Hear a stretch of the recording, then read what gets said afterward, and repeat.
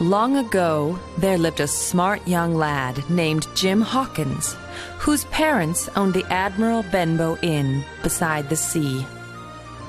One day, a sailor named Billy Bones came to stay in their inn. He was tall and huge and had a big scar across one of his cheeks. He resembled a pirate. He spoke in a loud and harsh voice and carried a heavy iron chest with him. Young Jim was curious to know what was inside that chest. All day long, Billy kept looking at the ships through the window of the inn. Every night he would get drunk and start a quarrel with the other customers. No one dared talk to him because he was just so mean and nasty, and he would beat them if anyone came near his table. Young Jim was impressed with Billy's strength. Billy told of his adventures at the sea and warned Jim about a one-legged man. Jim and his parents were unhappy because Billy never paid his bills. One evening, a mysterious blind man named Pew came to the inn and asked for Billy Bones. He gave Billy a piece of paper, and on that paper was one black dot right in the center of it.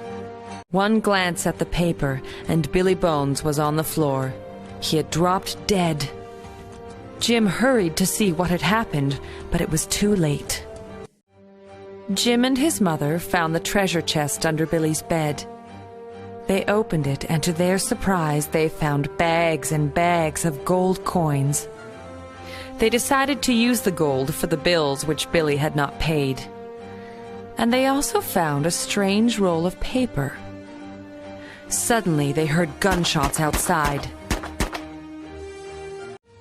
3 policemen were standing nearby and had also heard the gunshots.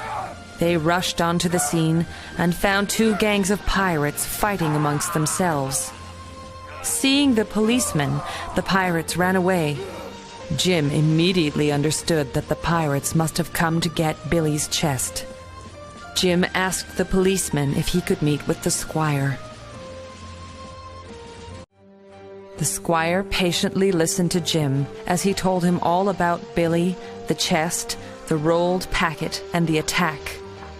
They decided to open the packet and discovered that it was a map of an island, revealing the path to a buried treasure called Flint's Fist. Quite excited, the squire decided to go to the island himself and hunt for the treasure. He invited Jim to come with him. The squire hired a ship named Hispaniola, and they all sailed to Treasure Island. On the first day of their journey, Jim met the cook, Long John Silver, who had only one leg. No sooner did Jim meet him than he remembered Billy's warning against the man with one leg. He became very suspicious and stayed away from Long John Silver. But Jim's fears disappeared once he talked with Long John Silver. He was a nice, jolly man. He took Jim to his kitchen and while cooking dinner, told him funny stories. Jim liked him very much. After dinner one night, Jim was crawling into a large barrel to get an apple when he fell inside. As he was coming out, he heard footsteps. It was Long John Silver. He and his men were plotting to hijack the ship, get the treasure, and murder the squire and his men. Jim knew he had to tell the squire immediately. Jim ran and told the others about Silver's plan. The squire thought long and hard for quite some time and asked them to wait until they reached the island before they did anything. He warned the others to be careful of Silver. Soon, they arrived at the island, and everyone got into a rowboat to get to shore. Long John Silver had become suspicious of the squire, and as soon as the island became visible, Long John Silver jumped out of the boat to get ashore first. Once the boat touched the shore, Jim also jumped out and ran into the forest before anyone could stop him. Once Jim was deep in the island's forest, he met a strange, beggarly-looking man named Ben Gunn. He was another pirate from Flint's gang who was marooned on the island 3 years ago. Jim told him about the treasure. Ben agreed to help Jim. Suddenly, they heard gunshots.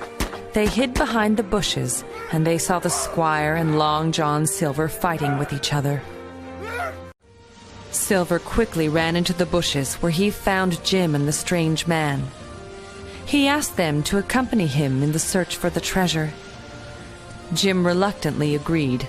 He had no other choice.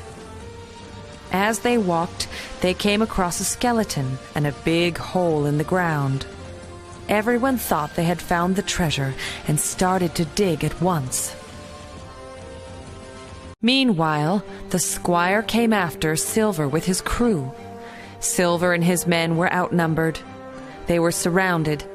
Silver surrendered and apologized for his mistakes, and he was forgiven. Ben had already found the treasure earlier and had moved it to a safe place. He led them all to the treasure. Early the next morning, they were all ready to journey back home. It was a memorable adventure which no one would ever forget. Long John Silver was a changed man. He wanted to help Jim and his mother and look after them in the inn. Jim had found a new friend.